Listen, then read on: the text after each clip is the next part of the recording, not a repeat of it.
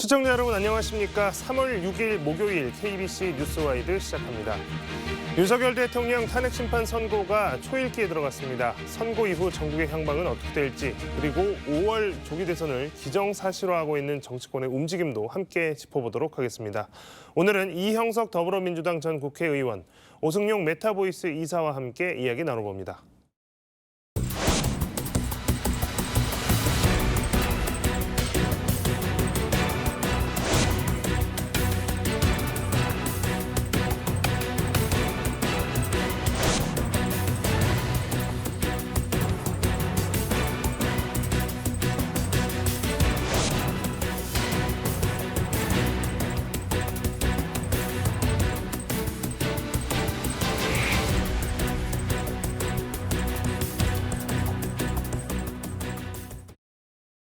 네, 두 분 어서 오십시오. 안녕하세요. 자, 헌법재판소 탄핵심판 이야기 먼저 해보겠습니다. 다음 주 중에 아마도 윤석열 대통령 탄핵심판 선고가 나올 것이다, 이런 예상이 굉장히 많이 나오고 있는 상황입니다. 당연히 결과가 어떻게 될지 좀 많은 분들이 관심을 갖고 궁금해하실 수밖에 없는 상황인데요. 이사님, 다음 주 선고 이루어질지도 좀 궁금하고, 선고 이루어진다면 결과는 또 어떻게 될지 굉장히 궁금합니다. 일단 애초에는 3월 11일 정도를 예상을 했는데 헌법재판소 내부 의견 이야기들을 종합해 보면 3월 14일이 상당히 유력한 것으로 지금 알려져 있습니다.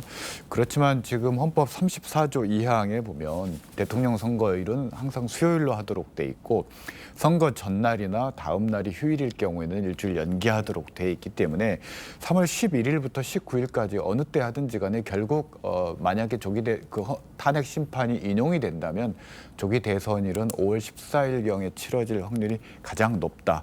지금으로서는 저는 국민적 상식 그리고 헌법적 상식에 따른다면은 이게 기각될 확률은 매우 낮다라고 봅니다. 기각될 확률은 매우 낮다라고 예상해 주셨고, 의원님께서는 어떻게 바라보십니까? 네, 저도 오승용 이사님 의견에 동의합니다.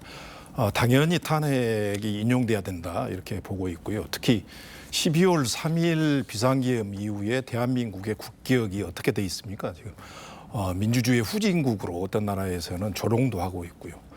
자영업자들도 12월 3일 계엄 이후에 엄청난 어려움을 겪고 있다. 그래서 자영업이 거의 붕괴 수준이다, 이런 아우성들이 있습니다.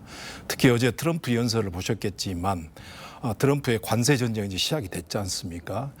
국가가 정상적이지 않기 때문에 정상 국가로 가기 위해서는 반드시 탄핵은 인용돼야 된다, 저는 그렇게 보고 있고요. 시기도 저는 3월 14일 정도 금요일 날 박근혜 탄핵의 전례를 봤을 때 3월 14일 정도 탄핵이 되지 않을까, 저는 그렇게 예상을 합니다. 네. 자, 헌재가 선고를 하고 이 모든 혼란이 좀 일단락되었으면 좋겠는데, 좀 그 예상을 해보자면 좀 암울한 예상이 많이 나오고 있는 것 같습니다. 지난 박근혜 전 대통령 탄핵 때는 뭔가 일단락이 되는 분위기였는데, 지금은 비상계엄 이후 지금 석 달이 지나도록 분열과 혼란이 이어지고 있고, 특히나 이 탄핵 심판 선고가 임박하면서 일부 극우 보수 지지층의 반발, 또 선동적인 발언들이 계속되고 있어서 이거 이후에도 이런 혼란 계속되면 어쩌나 우려가 클 수밖에 없습니다. 어떻게 보십니까? 일단 어제 발표된 NBS 여론조사를 보더라도 탄핵 인용 찬성이 56%였고요. 기각 응답자가 37%였습니다. 애초에 한 60%대 40% 정도로 균형을 이루어왔었는데, 인용 의견이 조금 감소 추세이고 기각 의견도 역시 감소 추세이긴 합니다만, 일단 6대4 정도로 국민 여론이 탄핵 인용과 기각으로 지금 강하게 대립하고 있다.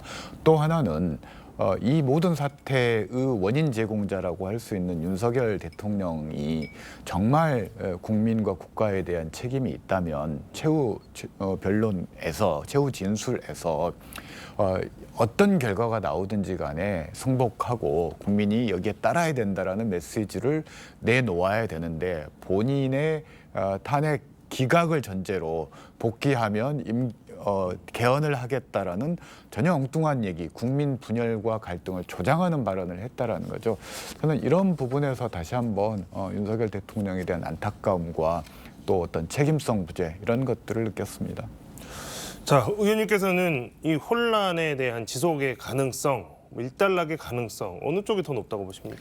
그러니까 박근혜 탄핵 때와 지금 비교해 보면 좀 기이한 현상이다 이렇게 보고 있는데요. 저는 근본적인 이유 자체가 당시 박근혜 탄핵 때는 최순실 특검이 통과가 됐었습니다. 그래서 특검에서 이 비선 실세의 여러 가지 문제점들이 계속 그런 내용들이 언론을 통해서 보도가 되고 그러면서 국민들이 탄핵에 대한 공감대가 형성이 되고 있었는데 이번 윤석열 내란과 관련돼서는 내란 특검이 통과되지 못하면서 이런 부분에 대한 문제점들이 지금 나타나고 있는 것이고 특히 이제 극우 유튜브들이 준동하면서 이런 부분에 대한 전반적인 문제점들이 지금 드러나면서 기현상이 좀 나타나고 있는데 그럼에도 불구하고 저는 반드시 탄핵은 될 것이다 이렇게 봅니다. 그 부분과 관련해서 조금만 덧붙이자면 약간의 차이가 당시 박근혜 전 대통령 당시에는 새누리당이었던가요? 그 새누리당 외부에 반기문이라는 우량주가 있었기 때문에 새누리당 의원들도 빨리 탄핵에 찬성하고 다음 국면으로 넘어가는 것이 다음 경쟁이 유리하다고 판단해서 탄핵 반대에 그렇게 열성적이지 않은데 지금은 뭐 당 바깥에 대안이 없고 어떻게 쓰든지 죽으나 사나 국민의 힘을 중심으로 버텨야 된다라는 그런 상황이다 보니까 이런 찬성 대 반대, 인용 대 기각의 어떤 극한 대립들이 좀 유지되고 있는 것 같습니다.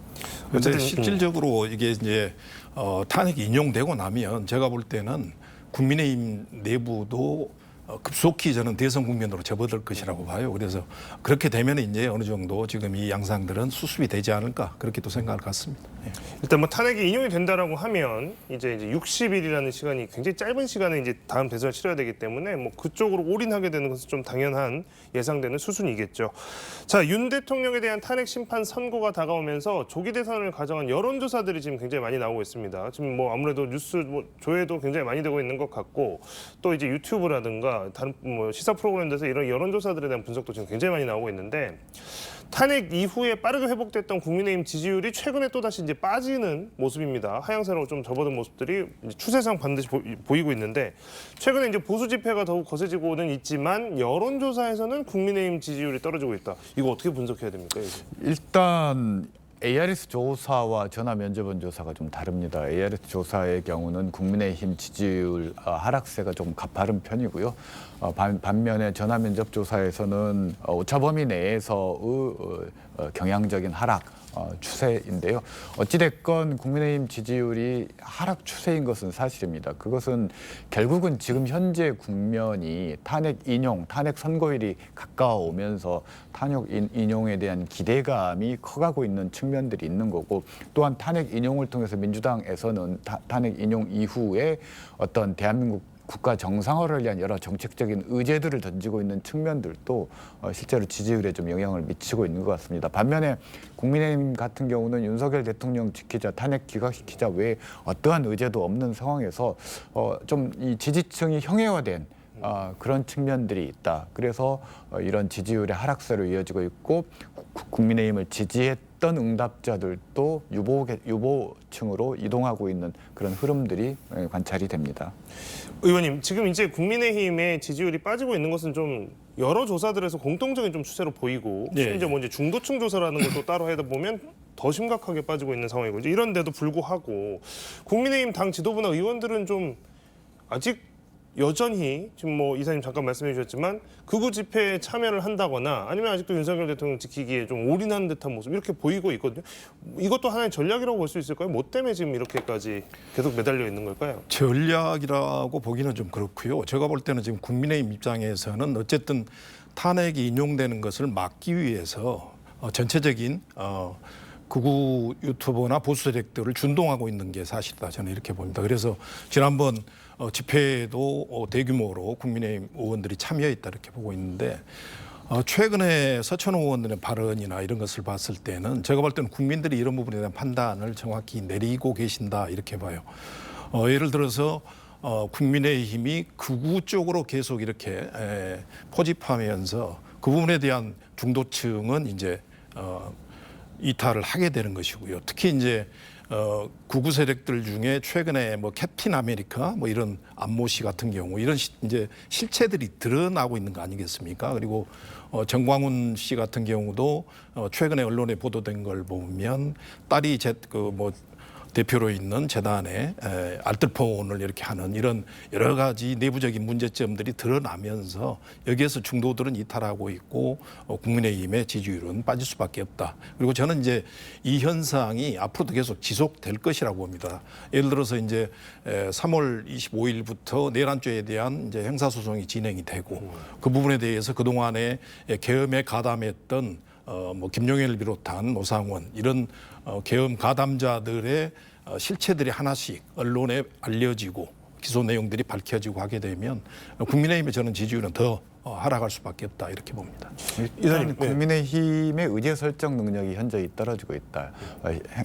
그 세간에 이런 얘기가 있지 않습니까? 쌍권이에 쌍전이 있다. 그러니까 두 권영세, 권성동 원내 지도부 위에 전광훈, 전한길 역사 강사들이 있다. 즉 국민의힘의 어떤 행동의 방향을 원내에서 정해서 지지층에게 전파하는 게 아니라 당 밖의 세력에 의해서 방향이 정해지고 거기에 어떤 본인들의 어떤 지지율이라든지 향후 당권을 위해서 당이 움직이고 있는 모양새로 가다 보니 결국 고립될 수밖에 없다라는 거죠. 이제 이런 측면들이 이제 국민의힘 입장에서는 단순히 이제 그 탄핵 선고 이후 국면뿐만이 아니라 조기 대선 국면에서 의제 설정 능력의 상실로 이어져서 대선을 과정에서 우왕좌왕하는 모습으로 이어질 수 있어서 뭐 민주당 입장에서는 뭐 그렇게 뭐 나쁜 그런 상황은 아닌 것 같습니다. 민주당 이야기도 한번 좀 하고 넘어가겠습니다. 민주당 같은 경우에 지금 뭐 민주당이 지금 나쁜 상황이 아니게 되어버렸다. 국민의힘의 의제 설정에 대한 문제 뭐 이런 얘기를 해주셨는데 민주당은 어찌됐든 지지율이 상승세입니다. 한때는 뭐 박스권에 갇히기도 했고 그래서 이제 뭐 이거 한계가 아니냐 이런 말도 있었지만 어쨌든 상승세를 다시 보이고 있고 정권 교체에 대한 여론도 굉장히 우세합니다. 이 흐름은 계속 가겠습니까? 의원님 어떻게 생각하십니까? 예, 저는 뭐 이 흐름은 계속 이어질 수 있다 이렇게 보고 있고요. 특히 이제 이재명 대표께서 여러 가지 스펙트럼도 지금 확장을 하고 있지 않습니까? 일부에서는 뭐 이의 제기를 했습니다만 민주당은 중도 보수 정당이다 이렇게 이제 표방을 하고 그리고 또 특히 최근에는 한국경제인연합 회장도 방문하고 또 특히 이재용 삼성전자 회장도 면담을 하면서 이런 여러 가지 그동안에 민주당이 우려했던 행보들을 대표가 적극적으로 광폭 행보를 하고 있고 그래서 민주당의 지지율은 저는 지속적으로 올라갈 수 있다 이렇게 보고 있고요. 특히 이제 방금 말씀드렸다시피 전반적인 이 탄핵 정국에서의 탄핵에 대한 수사 이런 부분들이 진행이 되게 되면 현저하게 저는 국민의힘과 격차를 벌일 수 있다 이렇게 봅니다. 이사님, 지금 이재명 대표 얘기도 잠깐 하셨지만 이재명 대표가 한때는 40% 초반대에 갇혀 있다라고 하다가 최근에 나온 조사들 보면 그거보다 좀 많이 올라간 것 같습니다. 최근 뭐 과반이 넘는 뭐 지지율 조사도 발표가 된 게 있고 여기 원인에 대한 분석들이 굉장히 다양한데 좀 전에 이제 의원님도 말씀하셨지만 이걸 뭔가 좀 중도 혹은 이제 보수 이쪽을 향한 정책 메시지나 이런 것들 발표하고 뭐 이런 것들의 영향이 있는 것 같다라는 분석도 있는데 이 부분에 대해서는 어느 정도 동의하시나요? 저는 아직 그 효과가 나타나고 있다는 것을 여론조사상에 어떤 그 명확하게 나타나고 있다라고 보지는 않고요. 다만 그 이런 측면 앞서 말씀드렸듯이 현재는 지금 탄핵 선고일이 다가오면서 그 결과 탄핵 인용에 대한 기대감이 커가고 있는 상황이고요. 그러니까 민주당이 잘해서 올라가는 측면이 관찰되기보다는 오히려 이제 국민의힘 쪽에서 제대로 이 현 상황에 대해서 대응을 못하고 있고 또 여러 악재들이 또 터지고 있는 이런 것들이 좀 반영된 측면들이 있다. 또 하나 이제 그 앞서 말씀드렸듯이 ARS 조사에서는 상당히 이재명 대표의 최근의 중도 보수 우클릭 행보에 대한 긍정적인 반응들이 나오고 있는데 이건 이제 열성적인 지지층들이 많이 대답하는 조사이다 보니까 이제 그런 것들이 좀 과대하게 나오긴 하지만 이것만으로 좀 안심하기는 이를 것 같고요. 어찌됐건 3월 26일 공직선거법 위반과 관련된 2심 선고가 나오는데 아마 그 선고에서도 1심과 유사한 결과 동일한 결과가 나온다면 다시 한번 뭐 위기 상황이 올 수 있는 그런 여지는 있다고 봅니다. 이어서 방금 이제 이야기 꺼내주셨으니까 그 질문으로 바로 넘어가 보겠습니다. 지금 26일 공직선거법 위반 2심 선고가 지금 나올 예정입니다. 뭐 일단 이재명 대표나 민주당에서는 이 1심 선고가 뒤집힐 것에 대한 기대 그리고 뒤집힐 것이라는 기대를 실제로 많이 하고 있는 상황인 것 같습니다. 조기 대선이 치러진다면 이제 대법원 최종 판결까지 나오기는 어려운 상황이니까 사실상 이제 2심 결과가 굉장히 큰 영향을 줄 텐데 2심 결과에 따른 예상해 볼 수 있는 민주당의 상황들 어떻게 좀 예상을 해보시겠습니까? 일단 민주당 내부 정치에서는 큰 변화는 없을 것 같습니다. 현실적으로 이재명 대표를 위협할 만한 그런 대안적인 정치인들이 없습니다. 오늘도 무슨 광주에서 포럼이 열려서 결사체가 만들어지긴 했습니다만 비명계는 대선 국면에서 이재명 대표에게 어떤 지위와 역할을 좀 더 달라라는 요구 수준이지 본인들이 어떤 이재명을 대신하는 대안이 될 수 있다라는 그런 생각은 본인들도 안 할 거라고 생각합니다. 그렇기 때문에 민주당 내에서 대선 후보로서 지위 뭐 이런 걸 위협하지는 않을 거라고 보는데 중요한 건 결국은 이제 본선이 문제가 되지 않겠습니까? 경선 과정에서 이재명 대표가 민주당의 대선 후보가 된다 하더라도 본선 과정에서 이번 조기 대선이 이재명이냐 아니냐의 구도로 가게 될 경우에 2심 선거 결과를 놓고 선거가 끝날 때까지 논란이 될 수밖에 없는 상황이라는 거죠. 그렇게 되면은 계속 이 리스크를 선거 과정 마지막 선거일까지 안고 가는 것인데 이게 어떻게 전개될지는 닥쳐봐야 할 것 같습니다.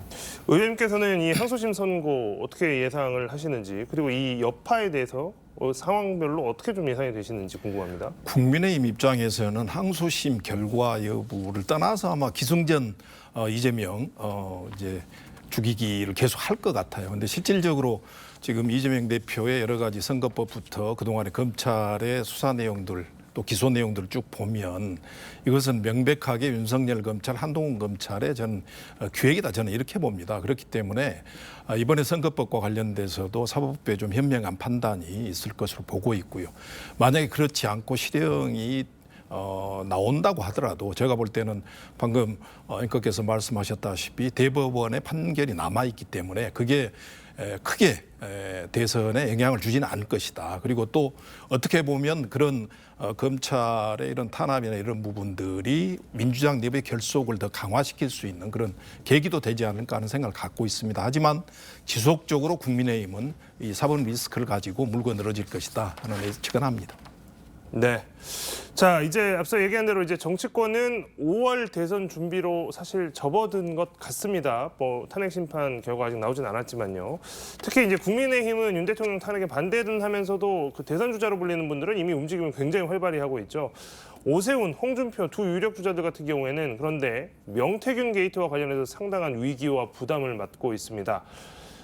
국민의힘이 이재명 대표가 단독으로 치고 나오는 민주당과는 다르게 오히려 그 후보들 간의 어떤 지지도 차이나 이런 것들이 크지 않기 때문에 오히려 좀 더 혼란스러워 보이기도 하고 남은 변수들도 굉장히 많은 것 같습니다. 의원님 보시기에 지금 이런 이야기들 뭐 여러 리스크들이 지금 나오고 있는 상황에서 국민의힘의 결국의 대선 후보로 누가 좀 유리할 것 같으세요? 지금 국민의힘 같은 경우는 대선 이야기를 쉽게 꺼내지는 못하고 있는 게 현실인 것 같아요. 현실인 것 같은데 대외적으로는 그렇게 하고 있지만 내부적으로는 굉장한 권력 투쟁을 저는 하고 있다 이렇게 봅니다. 특히 최근에 이제 명태균 게이트와 관련해서 보면 오세훈 후보, 오세훈 시장이나 홍준표 시장이 지금 타켓이 돼 있는 것 같고요. 이렇게 진행이 되게 되면 아무래도 이제 한동훈 쪽에 득실이 이제 조금은 도움이 될 그런 개연성도 보입니다만 제가 생각할 때는 지금 국민의힘의 유력한 대선 주자 김문수 그리고 또 안철수, 유승민 이런 부분들의 활동들이 이제 지속적으로 진행은 되겠죠. 될 것 같고 대신 이제 한동훈 대표의 행보에 대해서는 제가 볼 때는 국힘 내에서도 유승민 프레임으로 배신자 프레임으로 갈 것 같아서 그런 부분에 대한 자기 내부의 권력 투쟁은 계속해서 진행이 될 것 같습니다. 제가. 이사님 보시기에 국민의힘은 누가 제일 유리할지 그리고 변수가 있다면 뭐가 가장 큰 변수가 될까요? 윤석열 대통령이 가장 큰 변수이겠지요. 그러니까 앞서 말씀하신 거에 이어서 말씀드리자면 바람직성과 현실은 다르다라는 겁니다. 국민의힘 지지층 입장, 국민의힘 당 내부 입장에서 본다면 오세훈이나 한동훈 전 장관, 비대위원장 정도가 중도 확장성이 가장 크고 아마 이재명 대표를 가장 괴롭힐 수 있는 후보라고 생각을 하겠죠. 반면에 김문수 장관의 경우는 열성 지지층의 지지는 높지만 중도 확장성은 없어서 의외로 이제 본선에 나왔을 경우 이재명 후보, 민주당의 이재명 후보가 쉽게 꺾을 수 있는 후보라는 거죠.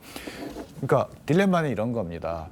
후보가 되면 민주당 이재명 후보와 잘 싸울 수 있는 후보인데 문제는 후보가 되기 어렵다라는 겁니다. 이게 이제 딜레마인 거고 그 후보가 되기 어려운 이유 중에 하나가 바로 윤석열 대통령의 윤심이라는 겁니다. 결국 윤석열 대통령이 이미 최후 진술에서도 헌법재판소의 탄핵 인용에 대한 어떤 불복의 입장을 이미 표출했기 때문에 본인의 탄핵을 주도적으로 가결한 한동훈이나 오세훈 시장을 지지할 것인가. 저는 아마 옥중 정치, 유운 정치를 통해서 이들에 대한 비토를 강하게 내세울 수밖에 없을 거고 이미 박근혜 전 대통령께서 사실상 김문수 후보의 손을 들어주는 한동훈, 유승민을 배신자 프레임에 넣고 당 지도부가 그렇게 해서는 안 된다라고 못을 박아버렸지 않습니까?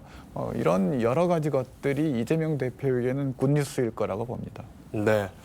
자, 더불어민주당과 국민의힘은 굉장히 상반되는 상황입니다. 이제 국민의힘은 좀 전에 이제 두 분도 말씀하셨지만 어쨌든 경쟁이 굉장히 치열하게 펼쳐질 상황이고 더불어민주당은 뭐 사실상 큰 경쟁이 일어나기는 아직까지 그런 움직임 보이지 않고 있는 상황입니다.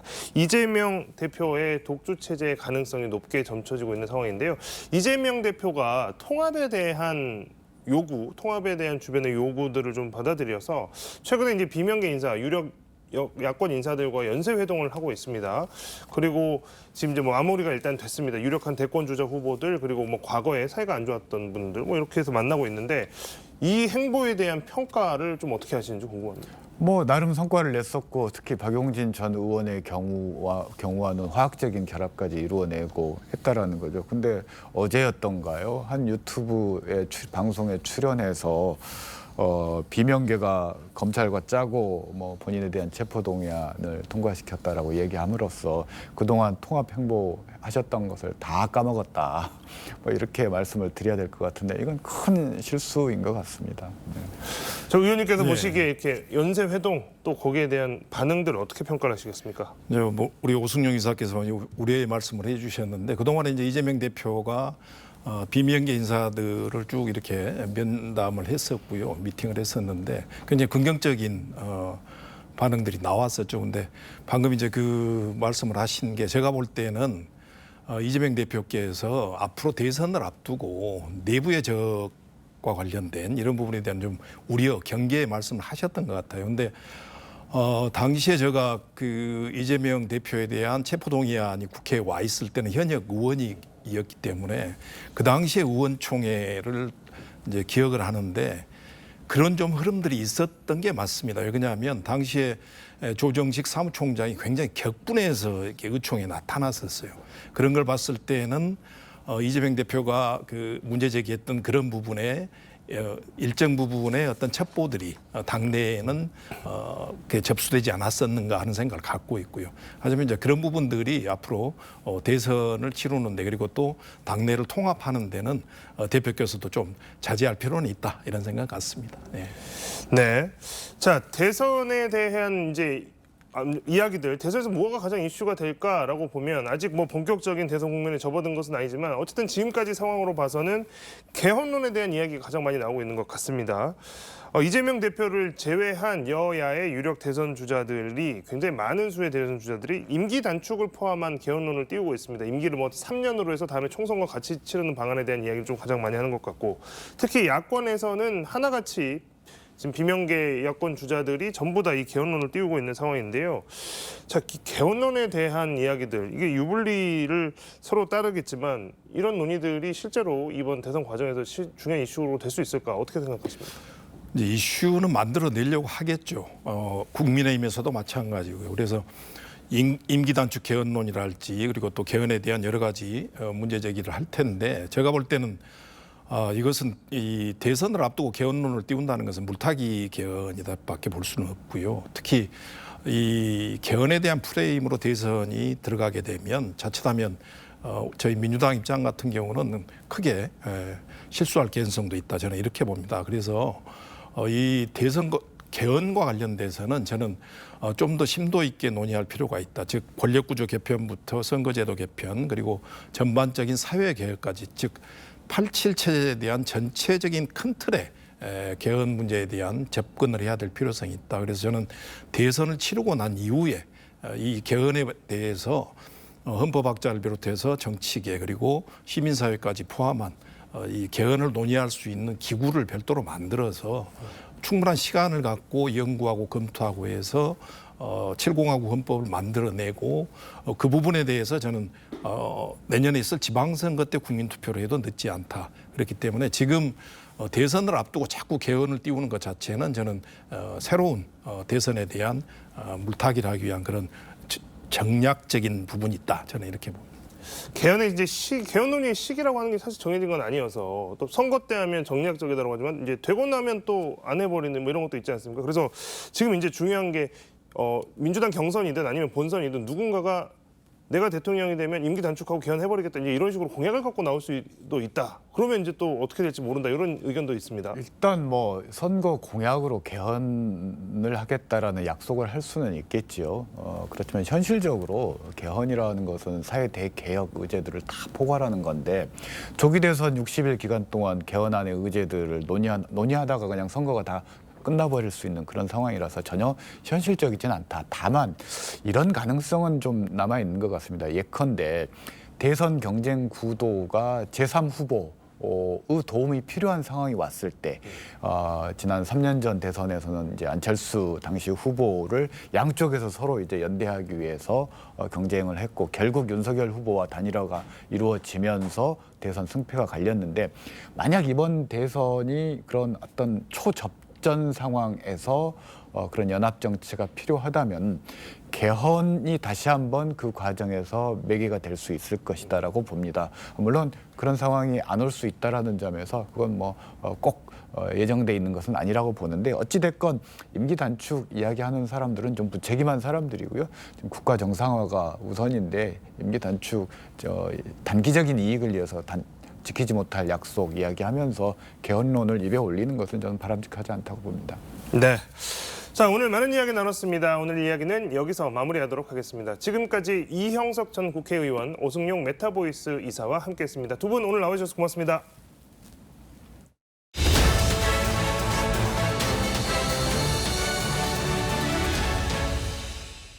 서울광역방송센터입니다. 이재명 더불어민주당 대표가 유튜브 채널 매불쇼에서 2023년 9월 있었던 본인에 대한 국회 체포동의안 표결과 가결 당시 비명계의 반응과 움직임에 대해 검찰과 다 짜고 한 짓이라고 발언해 당 안팎의 파문이 일고 있습니다. 비명계 쪽에선 심각한 인격 모독이라며 앞에서는 웃으며 통합을 말하면서 뒤에서 칼 꽂는 격이라고 격분했습니다. 여의도 초대석 박지원 더불어민주당 의원과 관련 얘기 해보겠습니다. 의원님 어서 오십시오. 네, 안녕하세요. 박지원입니다. 이재명 대표 그 어제 폭탄 발언 뭐 왜 한 걸까요? 글쎄요, 저도 깜짝 놀랐습니다. 네. 지금 이재명 대표로서는 통합을 네. 강조하면서 당을 이끌고 또 앞으로 지금 현재는 네. 헌법재판소의 윤석열 파면 네. 이것과 함께 조기 대선 이런 문제가 대두되고 있는데 왜 이런 말씀을 하셨을까? 제 생각으로는 지금 현재 네. 일부 당 내외에서 윤석열, 네. 이재명 음. 동시 퇴진론을 부르짖고 있고 네. 검찰이 아직도 제정신 못 차리고 수사를 제대로 하지 않고 있는 여러 가지 사항에 대해서 네. 경종을 울리기 위해서 한 발언 아닐까 이렇게 추측해 봅니다. 근데 동시 퇴진 말씀을 해주셨는데 지금 이낙연 전 대표가 세게 지금 동시 퇴진을 얘기를 하고 있는데 이재명 대표 어제 발언 보면은 2023년 6월에 민주당에서 유력한 분이 본인이나 당을 위해서 당대표직 물러나시라 뭐 이렇게 얘기를 했다고 하는데 그럼 이 유력한 분이 이낙연 대표를 지칭하는 걸까요? 그건 모르겠어요. 그건 모르지만은 네. 어떻게 됐든 지금 현재 네. 그러한 얘기들이 나오고 있고 네. 지금 현재 우리의 최대의 개혁은 윤석열 퇴진 네. 그리고 최대의 혁신은 민주당으로의 정권 교체인데 지금 현재는 완전히 네. 이재명 대표가 압도적 지지를 받고 있기 때문에 당내 경선을 하더라도 네. 우위에 서 있을 것이다 하는 얘기를 하고 또 우리 당내에서 경선을 준비하시는 분들이 총구를 앞으로 쏘지 네. 옆으로 쏘지 마라. 이거는 근데 옆으로 쏜 것도 아니고 본인한테 쏜 거 아닌가요? 어떻게 아니 보면? 글쎄요. 네. 그러한 얘기를 해서 잘 정리가 돼가더라고요. 김경수 지사나 네.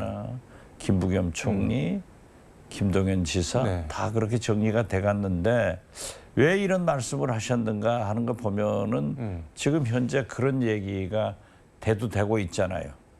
그런 얘기라는 게 동반퇴진. 동반퇴진. 아, 네. 이러기 때문에 또 검찰과 함께 어떤 장난이 나올 수도 있다. 이런 것을 최소한 대표가 어디에서 탐문했지 않는가. 장난이라면은 뭐가 있을까요? 아니 그러니까 또 조작 수사 또 이런 걸로 문제를 일으킬 수 있기 때문에 사전에 쐐기를 박아놓은 것 또 그리고 검찰이 네. 지금 오독립 떨어지면은 가을이 온 것을 알아야죠. 아직도 네. 모든 수사에 대해서 미적거리고 있고 윤석열 눈치를 보는 것에 대한 검찰 개혁을 확실하게 할 테니까 자꾸 야당 파괴 공작하지 마라 하는 경종을 울린 것 아닌가 저는 그렇게 거듭 추측을 합니다. 그러니까 반 이재명, 비 이재명계에서 뭔가를 더 알고 있거나 쥐고 있거나 하는데 그걸 검찰이랑 짜고서 또 뭐 이상한 수사를 하려고 하는 거 아니냐 그거에 대해서 꿈도 꾸지 마라 뭐 그런 메시지라는 네, 말씀. 그런 메시지로 보는데 지금 현재 이재명 대표가 당내 네. 비 이재명계에 대해서는 오히려 네. 좀 출마를 해라 하는 것을 권고하고 있다는 여러 얘기가 들리더라고요. 네. 오히려 비명계들에게는 경선에 출마할 것을 요구하는 것으로 알고 있습니다.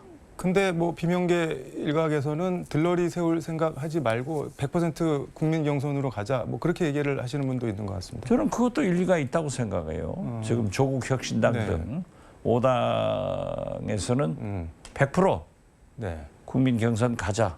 이것도 저는 바람직한 제안이다. 그렇게 봅니다. 근데 정성호 의원 같은 경우는 뭐 그렇게 얘기를 하던데 그러면은 경선 과정에 이재명을 떨어뜨리려는 사람들이 국민 경선에 대거 참여해갖고 오염될 수 있다 결과나 과정이 그런 거는 혹시 신경이 안 쓰일까요? 저는 오염될 네. 수 있다.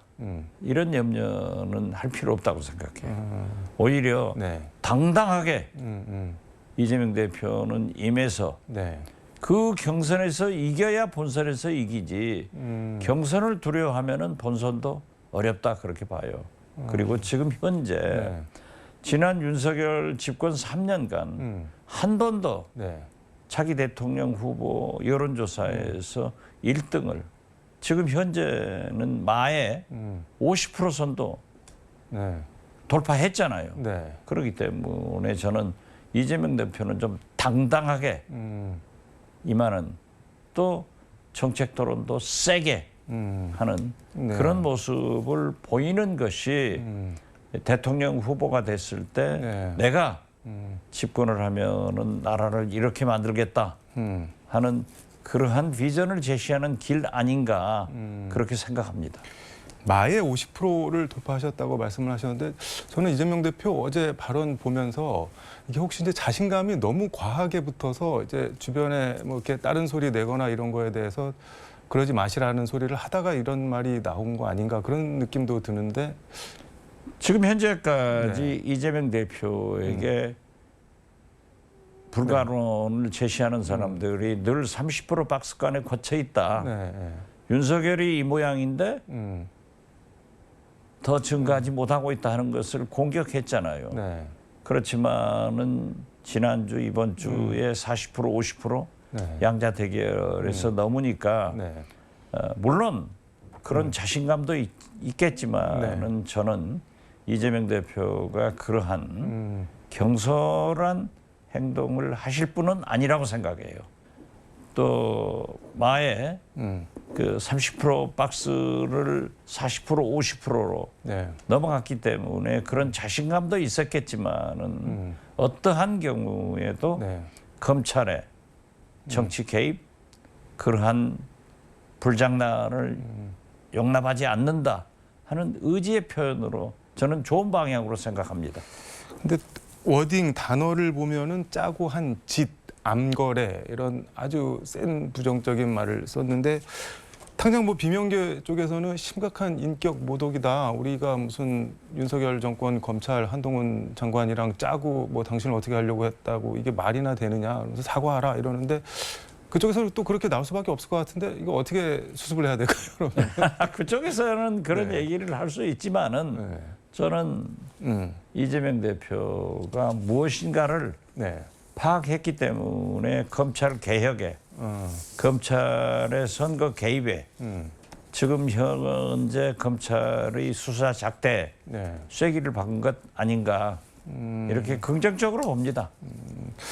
근데 지금 이재명 대표 워딩을 보면은 그 전에 있었던 일, 그러니까 체포동의안 가결 관련해서는 검찰과 짰다고 단정을 이렇게 하고 있는 것 같은데 우리가 흔히 까마귀 날자 배 떨어진다고 하잖아요. 근데 까마귀 나는 거랑 배 떨어지는 거랑은 아무 상관이 없는데 그냥 뭐 어떻게 보면 충정에서 뭐 그 메시지를 건넸다는 유력한 사람이 누군지는 모르겠지만 그냥 가서 이 당대표 있으면서 계속 우리가 이거 떨어뜨리고 체포동의안 부결시키고 그러면은 방탄 논란을 당 전체가 받아 수밖에 없으니까 대표직은 뭐 내려놓으시는 게 어떠냐 그런 정도 말은 할 수 있는 것 같은데 그거를 검찰과 짰다 뭐 이렇게 생각을 하면은 그러니까 뭐 이런 지적이랑 비판이 나오는데 무슨 포용 뭐 이런 거 얘기하면서 앙심이나 뭐 이런 거 계속 뭐 품고 있는 거 아니냐, 뭐 정치보복 없다 그러면서 나중에 뭐 어떻게 될지 모르겠다 이런 얘기를 하는 분들도 있습니다. 그럼 어떻게 봐야 될까요? 저는 이재명 대표가 그렇게 네. 옹졸하지는 않다고 생각해요. 그런데 이재명 대표도 저는 네.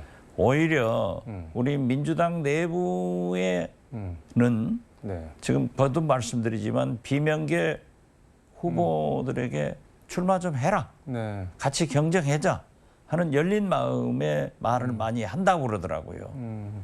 그렇지만은 검찰의 네. 행태에 대해서는 지금도 의구심을 가지고 있기 때문에 네. 검찰에 던지는 메시지가 아닌가 저는 그렇게 거듭 추측합니다. 그러니까 바깥에서는 잘 모르지만 이재명 대표가 뭐 알고 있는 징후 같은 게 있어서 경계를 하는 발언이다 그런 취지로 이해를 하면 되겠네요. 그러면은. 그렇죠. 그렇기 때문에 지금 계엄을 한 사람은 국정을 이렇게 실패시킨 사람은 윤석열이에요. 왜 이재명이 밉다 하더라도 같이 나가라 하는 것은 있을 수 없는 거죠.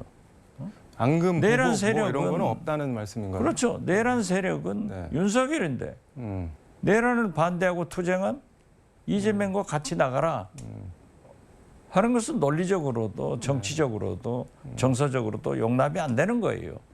그러한 것을 네. 정치적으로 비난하는 것은 감수할 수 있다.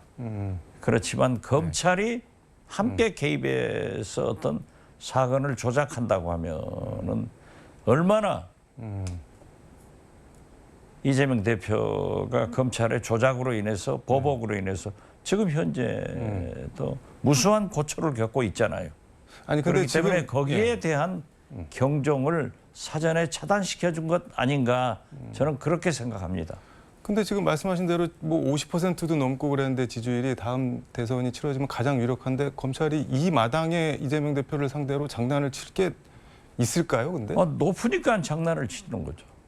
그러니까 그러한 사람들은 윤석열도 보내고 이재명도 같이 보내자 하는 생각을 하는 사람들하고 이해가 맞는 거예요. 지금 보면은 검찰이 네. 김건희, 윤석열, 내란 특검, 명태균 특검 하지 않지 않습니까? 그러니까 그러한 네. 것을 경고 보냈다. 저는 그렇게 해석합니다.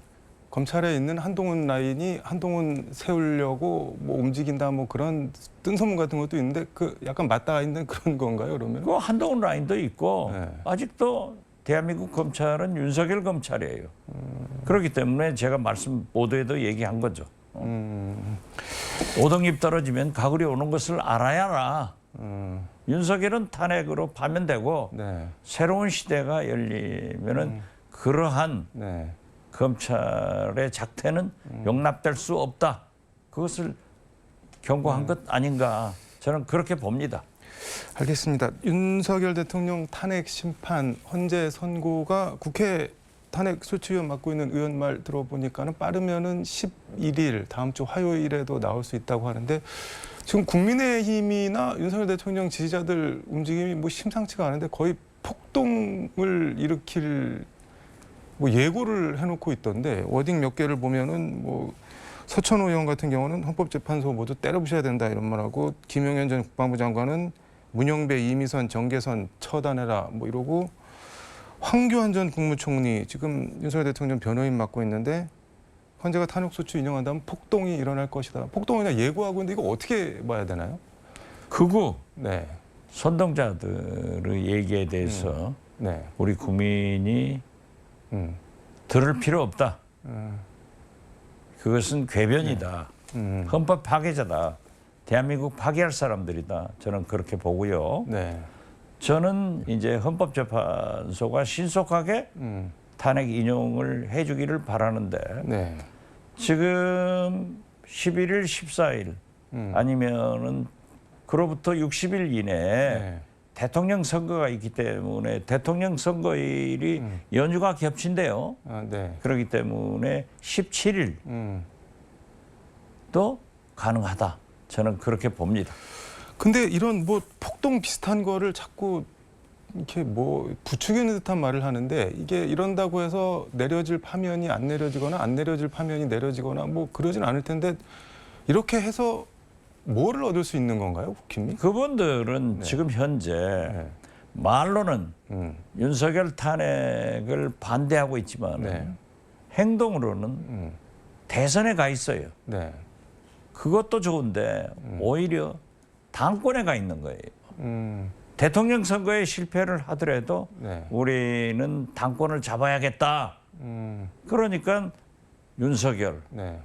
또 전광훈 이러한 극우 보수 세력과 손을 잡고 네. 특히 보십시오. 권영세 등 지도부 권성동 네. 이분들이 그래 탄핵 1호인 박근혜 대통령을 찾아가서 네. 탄핵 2호가 될 윤석열의 미래를 논의했겠어요? 그분들의 계산은 네. 이명박, 박근혜 이러한 사람들이 지배하고 있는 네. 그들의 추정 세력, 당원들에게 네. 당권을 차지하기 위해서는 지지가 필요하다. 이 사전 운동으로 저는 보고 있습니다. 대선은 그럼 뭐 포기했다 그렇게 보시는 거예요? 저는 대선에 대해서는 그렇게 관심이 없는 것 같아요. 근데 한동훈 대표가 어제 본인이 낸 책 국민이 먼저입니다. 북콘서트를 했는데 여기서 이런 말을 했는데 제가 이재명 대표 같은 사법 리스크를 갖고 대통령이 됐다고 생각해 보라. 제가 계엄령을 발동해서 사법부를 눌러버릴 거라고 생각하실 수 있겠냐. 그게 둘 사이 차이다. 그러니까 본인이 대통령 되면 계엄령 안 하는데 이재명 대표가 대통령 되면은 사법 처벌 피하려고 계엄령 할 사람이다. 그 차이다. 뭐 이렇게 얘기를 하는데 본인이 대통령을 되는 거를 가정을 해서 얘기를 하는데 민주당 정부에서는요. 네. 김대중, 노무현, 문재인 네. 아무도 계엄 안 했어요. 검찰 출신 네. 윤석열이 계엄을 해가지고 나라를 이꼴로 만든 거예요. 네. 그렇다고 하면은 한동훈 대표는 비대위원장 하면서 네. 국민 뜻대로 당 대표 됐잖아요. 결과적으로는 네. 윤석열 뜻대로 하고 국민 뜻대로를 버려서 망한 거예요. 쫓겨난 거예요. 네. 그렇다 한 7, 80일 만에 국민이 먼저입니다. 네. 라는 책을 들고 나왔는데 책 많이 팔린 것으로 보면은 안철수가 대통령 2번 했을 거예요. 책은 잘 팔린대요. 그렇지만 지금 네. 하는 걸 보면은 이재명이 집권하면 계엄할 것이다. 자기들이 한 것을 네. 민주당도 이재명도 할 것으로 아는데 그건 잘못이고 그 자체가 국민이 먼저입니다 해서 윤석열이 먼저입니다. 로 다시 극으로 회귀하고 있기 때문에 저는 제가 맨 처음 얘기한 대로 덜 익은 땡감으로 낙과할 것입니다. 근데 며칠 전에 연극을 봤는데 연평해전 소재로 한 한동훈 대표가 대학로에서 연극 보고 이제 기자들이랑 뭐 일문일답했는데 그 되게 인상적이었던 장면이 한동훈 대표 옆에 배현진 의원이 바로 왼쪽 옆에 있던데 배현진 의원이 원래 홍준표 대표 친홍 퀴즈에서 나경원 연판장 찐윤으로 갔다가 권력 냄새는 잘 맞는 것 같은데 한동훈 옆에 있는 거 보니까 한동훈이 뭐 되는 거 아니냐 뭐 이렇게 얘기를 하는 분들도 있던데 그런 배현진 의원이 어디로 갔다 그러한 것을 제가 얘기할 군번은 제가 아닙니다. 네. 그렇기 때문에 왔다 갔다 할 수 있는 거예요, 정치인들은. 네. 그렇지만은 국민이 먼저입니다. 책 내고 네. 국민이 먼저입니다. 국민 뜻대로 그대로 가야 된다라고 했는데 저렇게 입만 벌리면은 쿠데타, 네.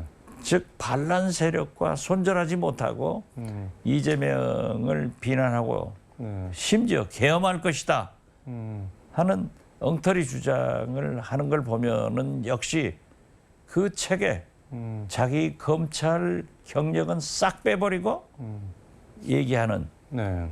그런 위선적 행동을 하기 때문에 결국 윤석열 힘당 친윤으로부터도 배신자 프레임으로 또 반윤으로부터도 네. 오락가락하는 그런 소신 때문에 저는 얼마 못 가서 낙과한다 그렇게 봅니다.